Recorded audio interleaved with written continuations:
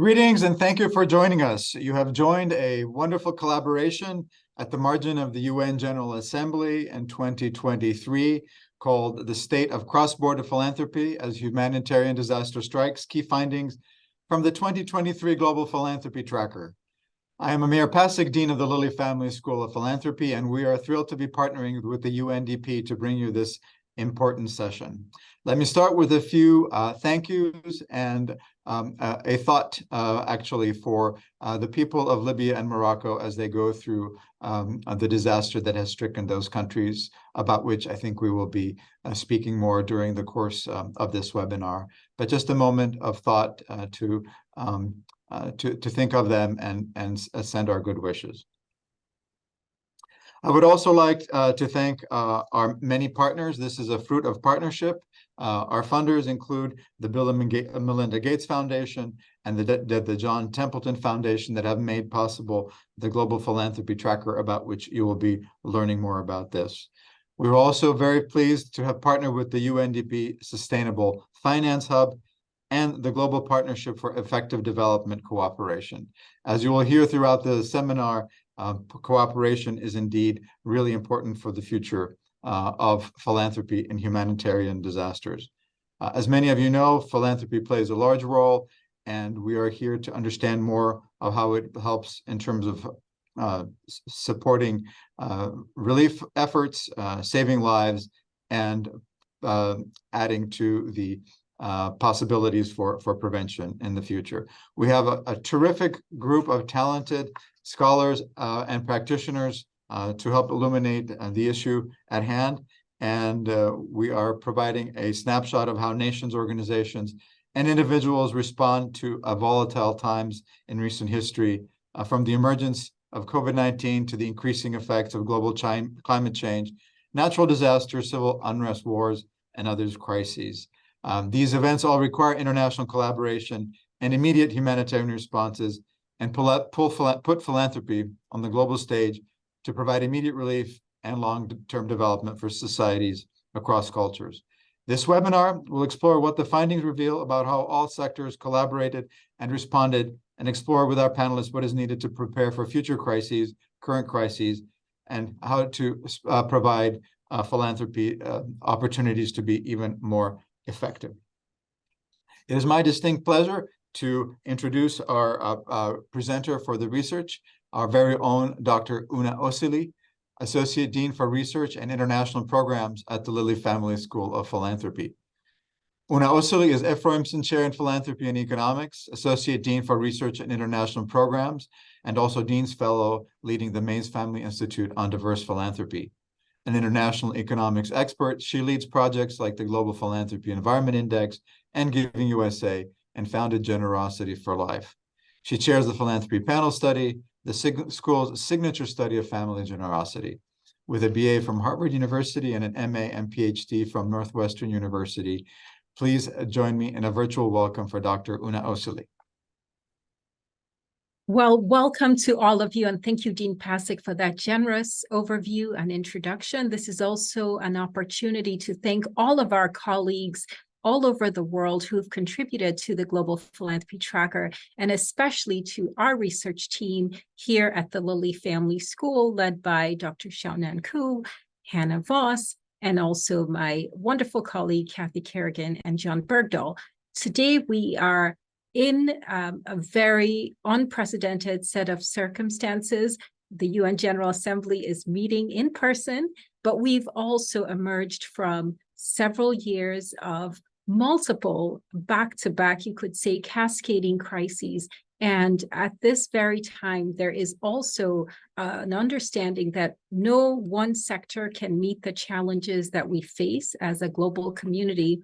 At the Lilly Family School, we embarked on the 2023 Global Philanthropy Tracker with all of these factors in full view. And today I'd like to share with you some of the key findings from the 2023 Global Philanthropy Tracker.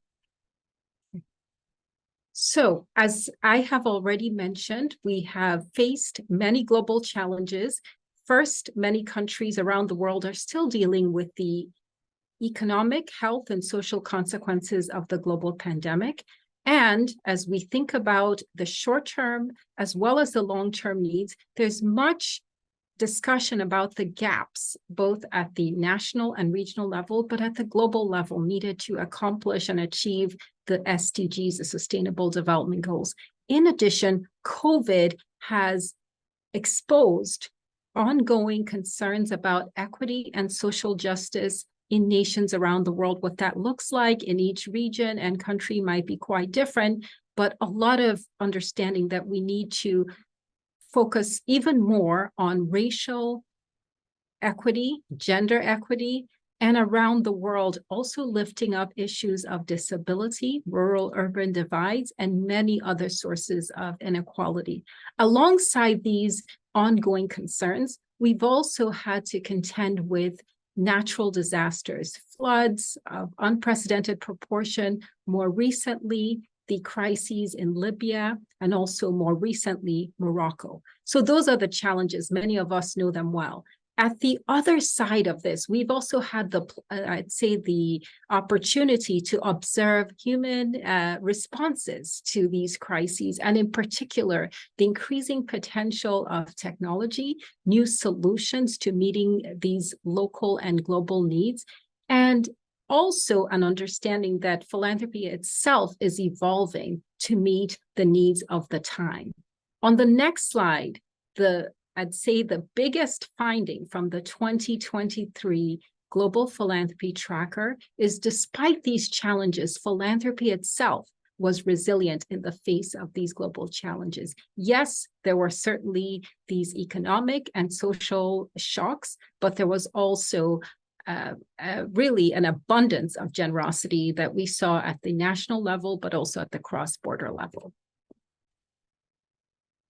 As we look at the Global Philanthropy Tracker, some of you know this research quite well, but it's also worth noting that the project places philanthropy in the context of all the other cross-border flows that we observe, including official development assistance, ODA, private capital investment, but also remittances from migration.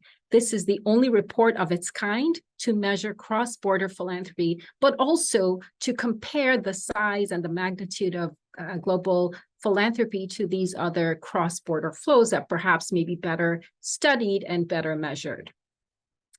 Other highlights of the 2023 report, we expanded the report. It covers 47 countries, and you can see from the map displayed on the screen that we are able to include not just developed countries, but also include middle-income and low-income countries in Sub-Saharan Africa, in Latin America, and in Asia.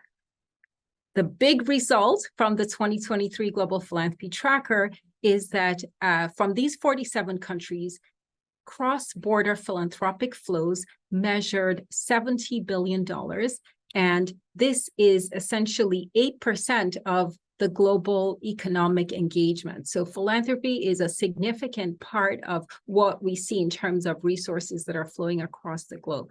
What else did we learn about cross-border flows in 2020, the latest year for which we have data? From the 47 countries that we examined, the big news there is that remittances from private international migration are actually the largest slice in terms of cross-border flows. And official development assistance in comparison looks relatively small. The point that we often underscore when we share this data is our picture of cross-border resource flows is actually quite different from the one measured, say, in the 1950s, 1960s, or even 1970s. In other words, the private sector remittances, as well as private philanthropy, now make up a much larger picture, piece of the puzzle, as it were, where it concerns global development. And as we think about how the global community meets the challenges, both short-term humanitarian relief as well as longer-term sustainable development goals, it definitely tells us that we cannot just rely on multilaterals and government resources, but we will increasingly need to harness the full potential of the private sector in order to accomplish these development goals. Now, another big finding from the 2023 Global Philanthropy Tracker is how did these resource flows fare in the wake of the tremendous shocks that we've just experienced? I think another highlight, and this is a very encouraging data point, is that philanthropy itself was among the most resilient of these private capital flows. We saw foreign direct investment contract significantly in the wake of these economic shocks. Official development assistance also declined slightly, and remittances increased, which was quite different from what some analysts initially predicted. In contrast as well, private philanthropy remained relatively consistent. So the good news here is the private sector did respond to the shocks, and the person-to-person component, the remittances, proved to be the most resilient, followed by private philanthropy.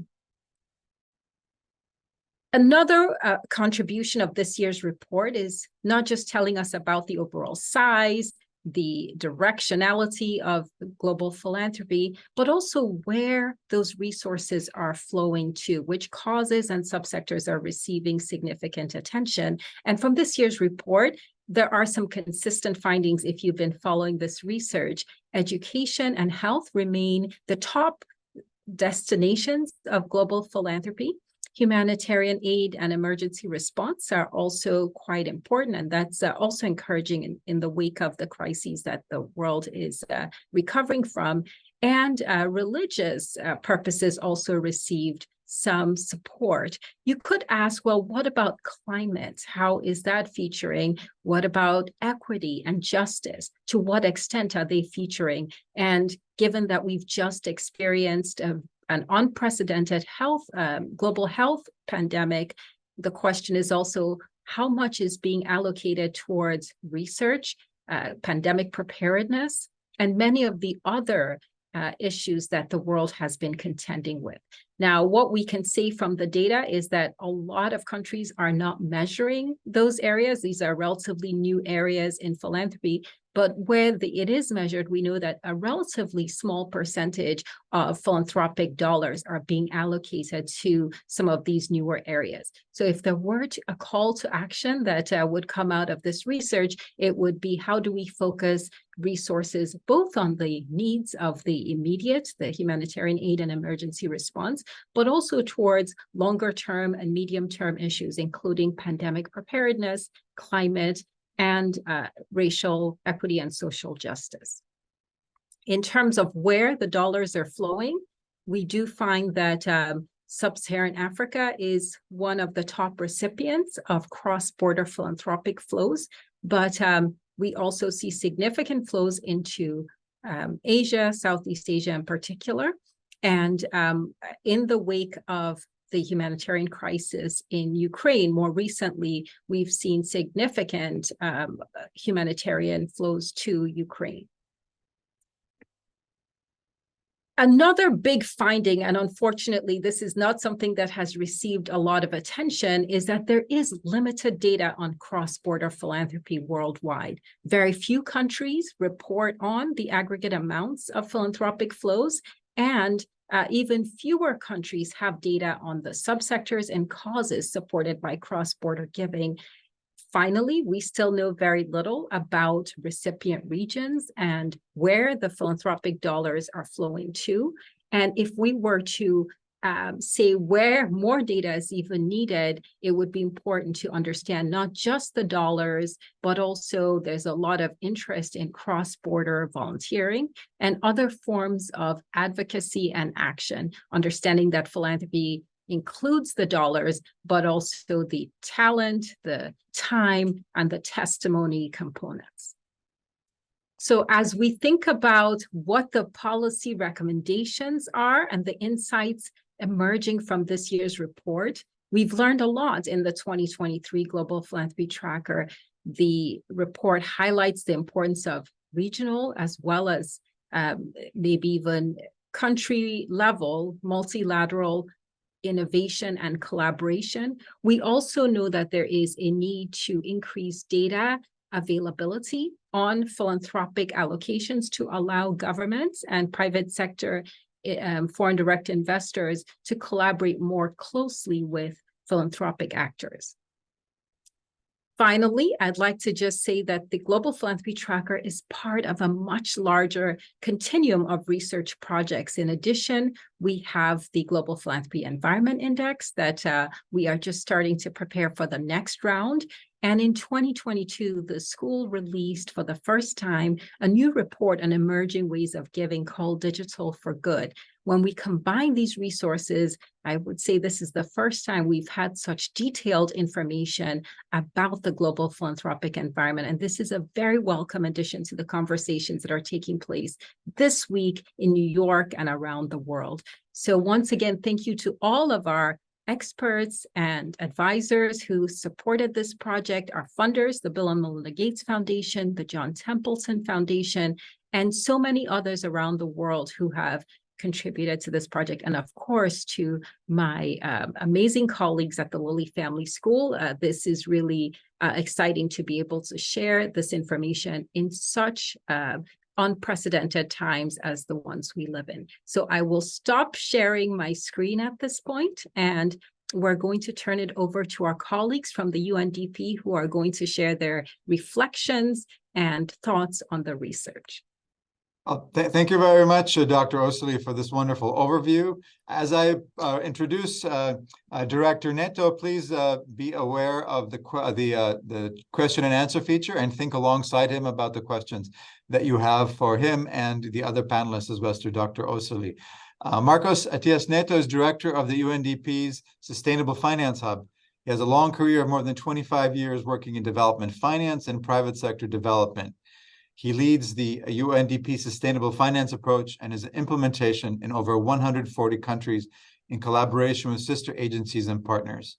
He co-chairs the executive boards of the Business Call to Action and the Connecting Business Initiative, and is also head of the G20 Sustainable Finance Working Group Secretariat. Apart from his role of UNDP, Marcos serves on the supervisory board of CARE International. Marcos, we are thrilled to have you with us. Thank you very much for this introduction and for organizing this. Let me start by thanking the Indiana University Lilly Family School of Philanthropy for conducting, publishing, and raising awareness on the Global Philanthropy Tracker. I think, as we've just heard, we are coming out, or we are in the middle, depending on how positive you want to be, of a multiple crises that have really had an effect in the Sustainable Development Goals, in the increase on the needs for humanitarian assistance. We are here just across the road. No, greetings, I'm actually in New York, a very rainy day in New York. And across the road from my office, the SDG Summit is starting halfway through. And only 12% of the SDG targets are on track.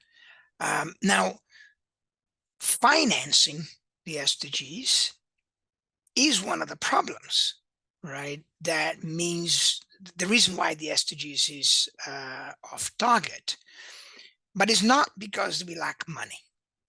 And I think that's an important point and a role for philanthropy, right? The SDG gaps is anywhere between $3.2 to $4 trillion a year. Global wealth, all the wealth in the world, it's at $463 trillion, with less than 1% of global wealth. You finance the SDGs globally. Future generations are going to look back at this time and say, really? We were discussing that if we didn't have money for the SDGs? Governments alone, according to IMF last year, 2022 alone, governments have invested $7 trillion on fossil fuel subsidies. Not only we're not in financing the solutions, but we're still financing the problem. And that, I think, is an important role for the advocacy that philanthropy does, but also for how philanthropy spends its money, and also how philanthropy, especially in the countries that endow philanthropy, invest the endowments. Because it's not good enough in that sense to be doing projects anymore, right? And still indirectly contributing to the problems that we have. We at UNDP believe that we need to find ways to attract and align all sources of capital, public and private, to Sustainable Development Goals, to the nationally determined contributions that governments have to the Paris Agreement. And we invited you to join a moonshot that we launched, which is to align trillion of public and private capital to the SDGs by 2025. Now, where is the money? And I think Dr. Muniz mentions that we need the private sector. If you break it down, there are the two largest pot of money that exists in the world, asset under management, which is about $135 trillion, the capital market. And the other one is actually national budgets. We have calculated that developing countries alone, with the exception of China, are going to spend between 2022 and 2025, $56 trillion of their own budget, right? And then you've got capital market. So the question is, how do you influence or align these two largest sources of money going forward?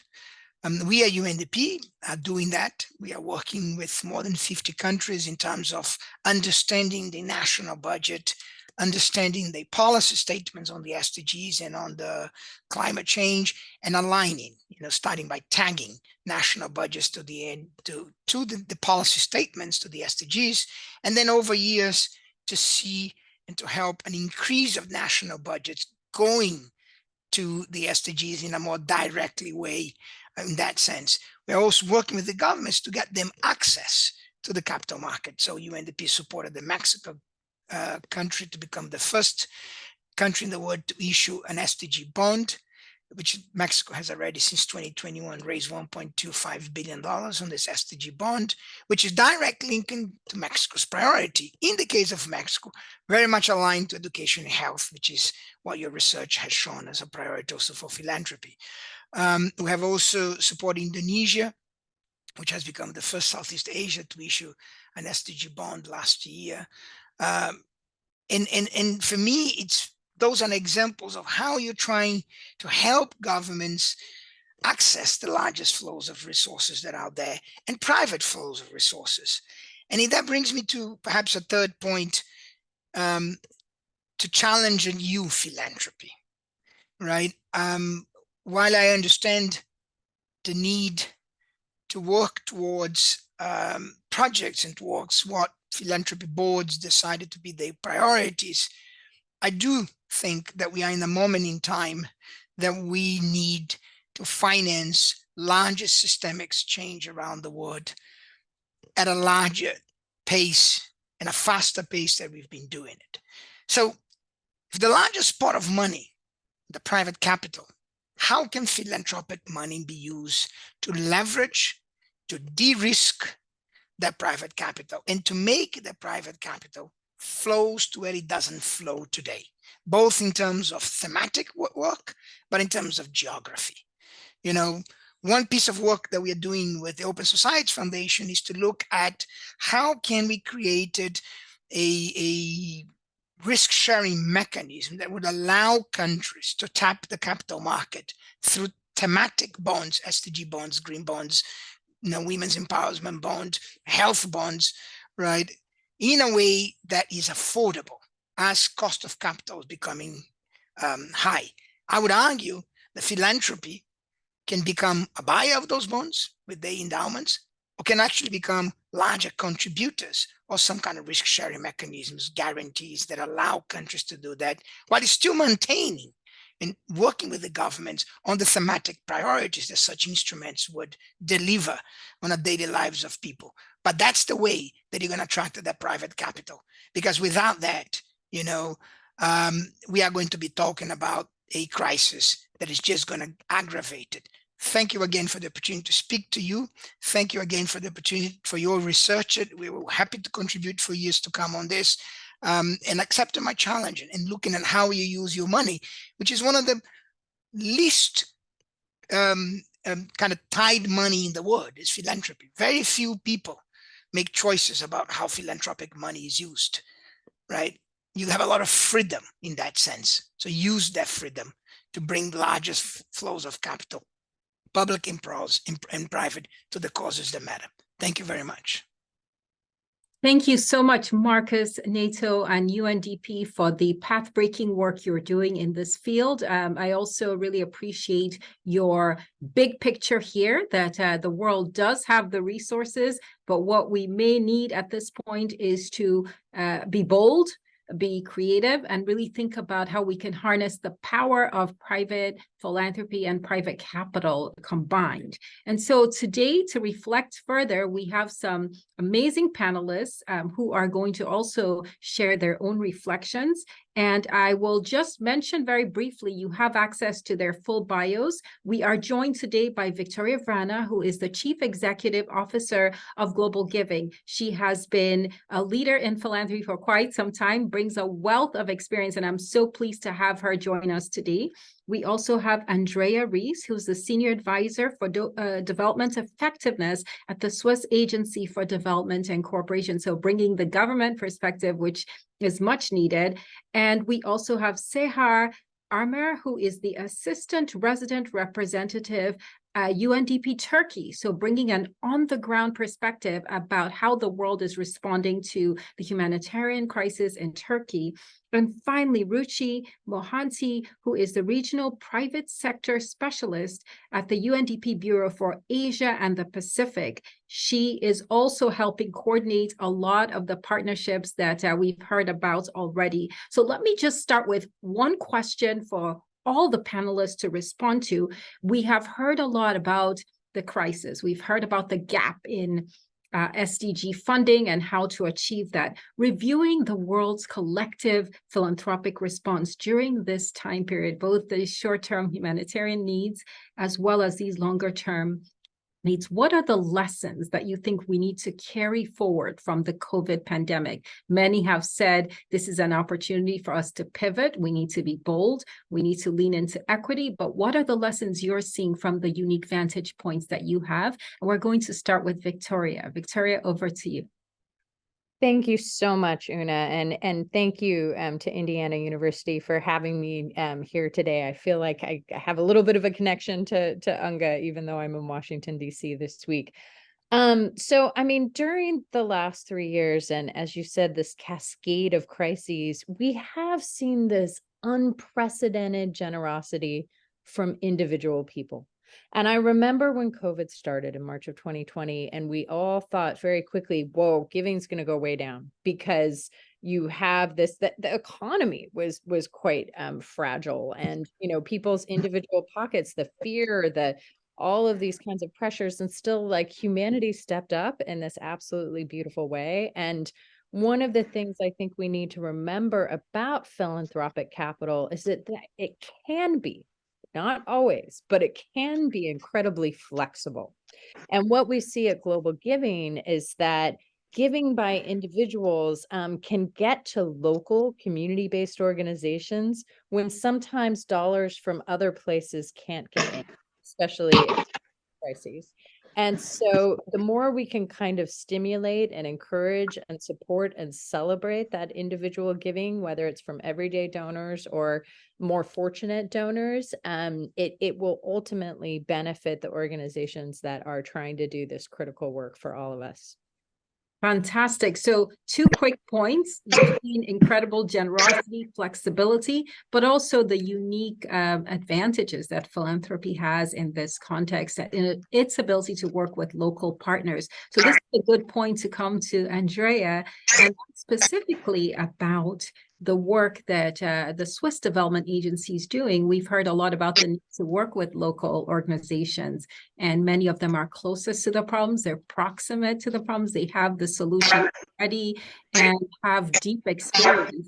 But many organizations are struggling with that local, how to find opportunities to work more locally. So let's come to you and hear your thoughts on how the Swiss government and maybe other large government entities are working in partnership with organizations, and specifically any insights on the local partnerships that you would be able to build. Sure. We had similar observation as Victoria was indicating, that often in times of crisis, the public and individual citizens are much more bold than governments and politicians would be. And we also have seen in Switzerland quite unprecedented readiness to support both internationally but also on a domestic level. And we do partner. When you talk about local, I mean, there are always, as a international agency, they're kind of local has two tails for us. Local on one hand is we work with our local partners in Switzerland, and we do have a mechanism when crisis struck to have a joint fundraising effort through our media and with other partners, and then we can really mobilize quite a lot of resources, and people are quite ready to give. And that also worked all through COVID and then also now Ukraine war and so forth. So on that hand, that's one part of the local. The other part of the local is really how do we actually deliver on the ground where we actually need to action. And that's a more complicated part of local. It's a local which is actually quite far away. And it has become important because crises today are quite complicated. They can be very remote. We've just seen that in Morocco. So you really need to be able to reach out and enable local actors to take action. And that needs quite a complicated chain of command. When we talk about effective support, and I think we need to, your study has been very focused on sort of the quantity of the giving, and that's a very impressive and interesting part. Actually, the large quantity of philanthropic giving, which can be very instrumental when a crisis hits. But I think it's important to also shift to the question of the quality. How do we deliver? How do we make the dollar into something which really matters on the ground? And their effectiveness comes in. And over time, because when we do act on the ground, we have a lot of different actors. It's really a multi-stakeholder endeavor. Nobody is alone on the ground, even in remote places. So we have to have some terms of engagement. How do we work together? And I just want to recall sort of the effectiveness principles which matter then: country ownership, focus on result, transparency, accountability, and an enabling environment for those partners. Those things matter a lot, because otherwise, we have a lot of funds, but do they really reach effectively at the places we want to go? Fortunately, philanthropic actors have become very much aware of those principles and start to find their own way how to enact them. We've seen that over time, and that's very encouraging, because if we don't have sort of a common understanding how we partner and how we reach out to local partners, then a lot of money will be wasted. Thank you so much. Those are incredible insights. So much of the discussion has focused on the dollars and the amount, but we also need to put a spotlight on the effectiveness of those dollars, the fact that they're reaching the people that need those resources. And I think the principles you've outlined, ownership, transparency, as well as accountability, need to be lifted up. So I'm glad you raised those points. So let's come to Seher in Turkey. She is, as I mentioned, working closely on the ground and has been responsible for the UNDP program in Turkey since 2017. So deep experience with all of the questions, concerns that the world has. And we've also heard the need for effectiveness. Maybe you can share with us what's holding back the response in Turkey. What are you seeing about which organizations are effective, which philanthropic approaches are really working, and what lessons are you learning about what is needed in times of crisis such as this? So we're going to give you all the hard questions this morning. Thank you very much. So as you also all mentioned, in times of disaster, the resilience of a society is often measured by the strength of the civic space, and civil society organizations, volunteers, and community initiatives really play a vital role in providing immediate relief and sustained support to those that are in need. So their selflessness and dedication become the bedrock of the hope for individuals, including the ones that are from diaspora who are deeply concerned about their homeland. So in the wake of the earthquakes that happened in Turkey last February, we witnessed an inspiring trend in civic engagement, and people from all walks of life come together to address the pressing needs of their citizens, and the community is united. And they demonstrated that in times of the crisis, our shared humanity still prevails. So this sense of unity extended beyond Turkey's borders as members of the Turkish diaspora worldwide. And they also come together to support their homeland and showcase the power of global solidarity. However, we also observe that it is really essential to acknowledge the challenges faced by civic actors and philanthropic organizations, and coordinating relief efforts, managing the constraints in the resources, and navigating the regulatory issues were the formidable tasks. And the earthquake response highlighted the need for improved collaboration, resource allocation, and efficient communication among all the stakeholders. And it is very critical that we move we forward these lessons learned and foster a world that communities stand together and more united in times of the crisis. And in terms of philanthropic response, I may also say that the philanthropic response to the earthquakes was really remarkable, and both domestic and international organizations, as well as the individuals that I mentioned, stepped up to provide critical support. Their contributions were really instrumental in addressing the immediate needs, rebuilding the infrastructure, and facilitating the recovery efforts. And there were also some innovative actions that were carried out by the philanthropy, and innovation in terms of disaster philanthropy were emerged in Turkey. Crowdfunding platforms, digital technologies, and partnerships facilitated the fundraising efforts and resource allocation. And this allowed for a more streamlined and transparent process. And it makes it easier for the diaspora also, to contribute effectively. And as UNDP Turkey, we are also in preparation for a crowdfunding campaign for the restoration of tangible and intangible cultural heritage that was really highly damaged after the earthquake. And another point that I want to highlight is one of the most inspiring aspects of the Turkish experience after the earthquake was the resilience demonstrated by the affected communities. They initiated community-led efforts, established self-help groups, and played an active role in rebuilding their social infrastructure. And another aspect is that the collaboration with the government is also important in the response. And the government support and enabling environment allowed these partnerships to further demonstrate the potential for collective action and engagement with the Turkish philanthropy organizations and the diaspora in general. So this is what I can just summarize as the main lessons learned, and also a recent experience after the Turkish earthquake. Thank you.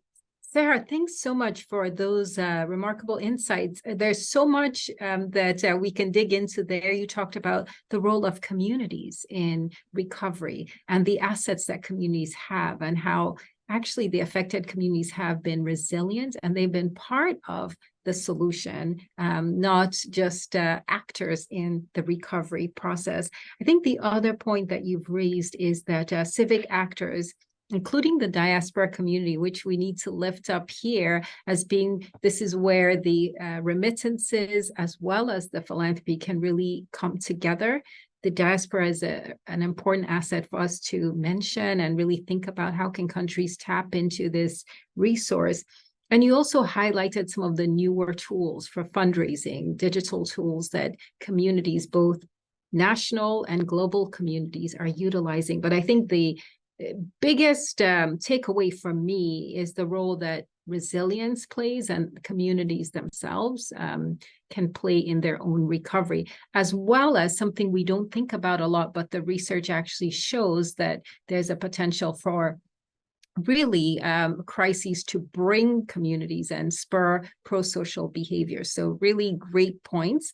And now we're going to turn to Ruchi, who is her expertise lies in collaboration, building collaboration with the private sector, and she has played a key role in partnerships around Asia.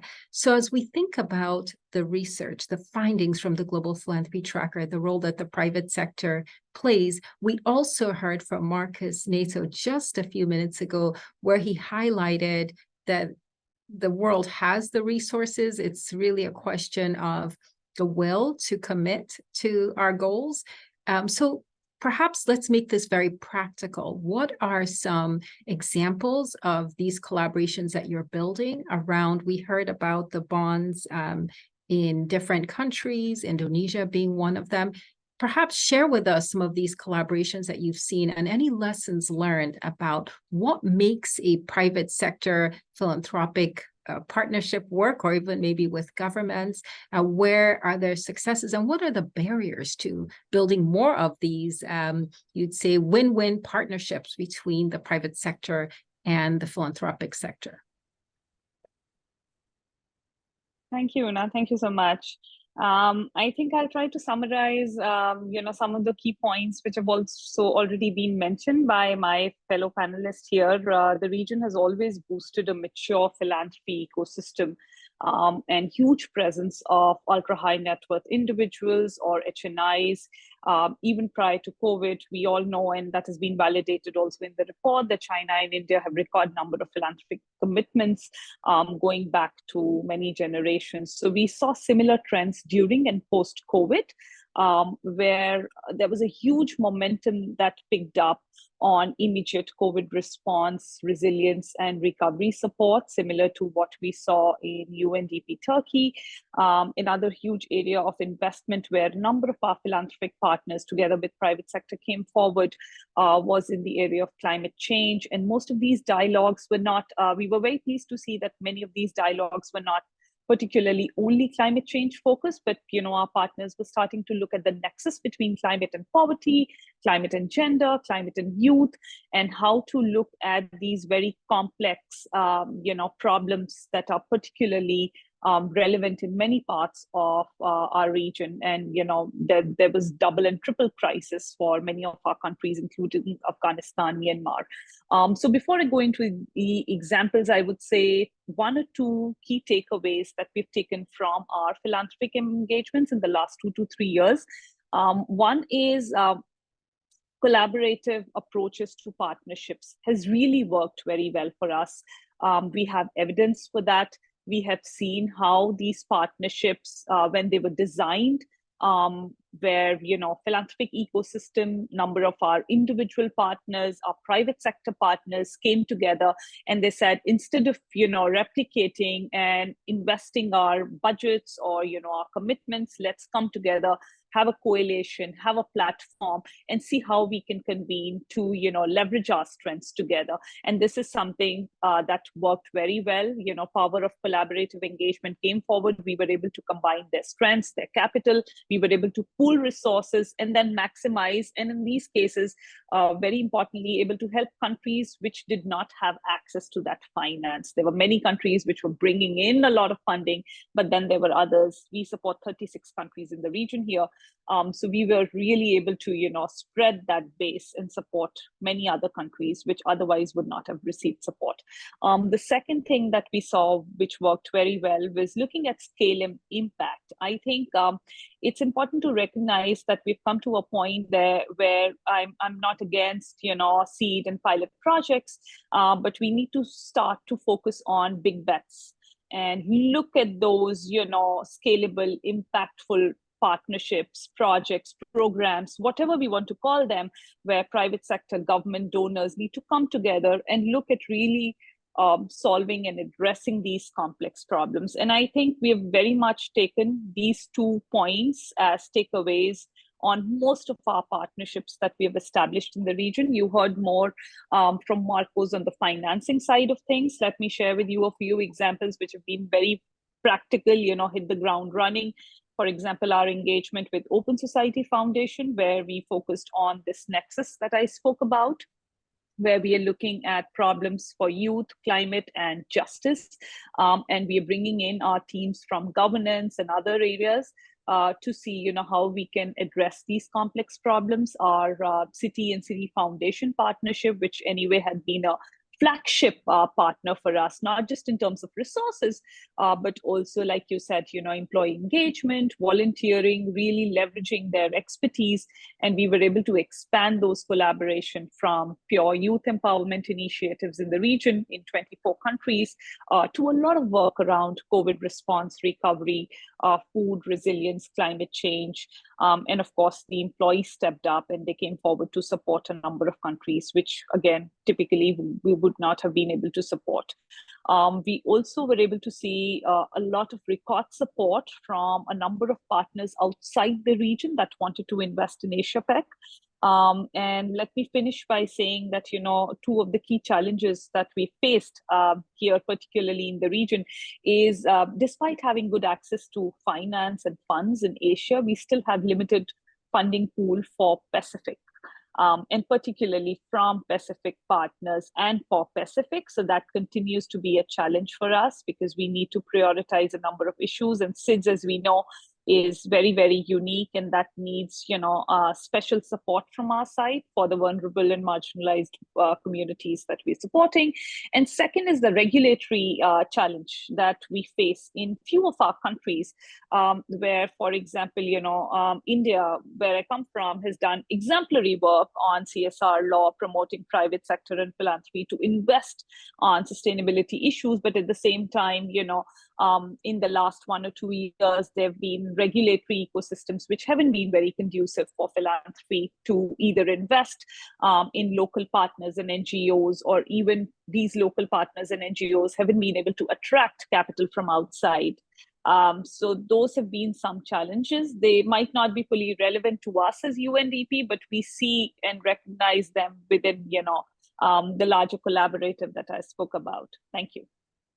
Fantastic points. And I think one other takeaway from your remarks, the need for big bets, but also philanthropy has a role in advocating for a better enabling environment. Philanthropists can advocate as well as put their resources into action. So we'll have time for one quick round for all the panelists, but I also want to encourage all of the audience members to send in the questions through the Q&A function, and hopefully we can take 1 or 2 questions from the floor once we're done. So let me come back to Victoria. One controversial point in the wake of COVID is that some causes attract more support than others. Some causes are inherently difficult for the public to understand. And so you have this trade-off between short-term and long-term, where areas that are perhaps longer-term, not as well-known, receive less support. Let's perhaps reflect on your own experiences. GlobalGiving raised over $7 million in support of relief efforts in Turkey and Syria. But there are obviously some areas that perhaps are not doing as well in terms of fundraising. What reflections and insights and perhaps calls do you have for us to think about as we prepare for both long-term as well as short-term development needs? Thank you so much for raising this, Una. And again, this is where I think we have to think about philanthropic dollars in different buckets, from the everyday donor to the high net worth donor to the institutional foundation donor to the corporate philanthropic donor, who we haven't talked about much yet today. And different things resonate and move those donors to act. And so as much as possible, intermediaries like GlobalGiving and individual organizations need to be thoughtful and to have the data to be able to better tailor and personalize asks and information to get attention from different donors to different causes. We have a glaring example of all of this right now with GlobalGiving, in that we have 2 funds at the moment, the GlobalGiving Morocco Earthquake Fund and the GlobalGiving Libya Flood Fund. One of them has 10 times more resources so far than the other. And both tragedies are immense. And you cannot compare human suffering. And yet it's hard to not feel when there are those disparities. There's another huge player in all of this, and that's media. And so, really media attention drives so much of that everyday donor, and even to some extent corporate and others, not so much the institutional donors, but let's say the corporate and the individual donors. And so, continuing when we talk about advocacy, when we talk about a healthy enabling environment, having the proper attention on these crises and the proper information is a part of that enabling environment. The last thing I'll say that we haven't talked about a ton, we've talked about that enabling environment, but this is a place where institutional philanthropic dollars can make a huge difference. And Una knows this is a constant soapbox for me, but investing in that infrastructure, investing in that data, collaboration, we all talk about collaboration. We've been talking about it a lot in this panel. It takes time and space and sometimes facilitation. Like, it doesn't just magically happen because we get in a room and agree to collaborate. It sometimes takes some investment in order to really help parties do that. And that is the kind of thing that institutional philanthropy can and should invest more dollars in. Fantastic points. We will have to come back to discuss that more, but it's a great point to bring in Andrea, because she highlighted the need for effective giving. Obviously, the dollars matter, but the use of those dollars also matter. So I'm going to just ask you very quickly to maybe lift up some points around how we can make philanthropy more effective. And we will just have 2 closing remarks after Andrea. I think the key issue is partnerships. We have a bigger picture of different actors who then deliver in times of crisis. And philanthropic actors are part of that bigger picture. And they can do certain things well. I mean, very often they can raise specific funds very rapidly than maybe governments could often. But on the other hand, they might not have sort of the delivery channel to actually implement certain things. Some have, some don't.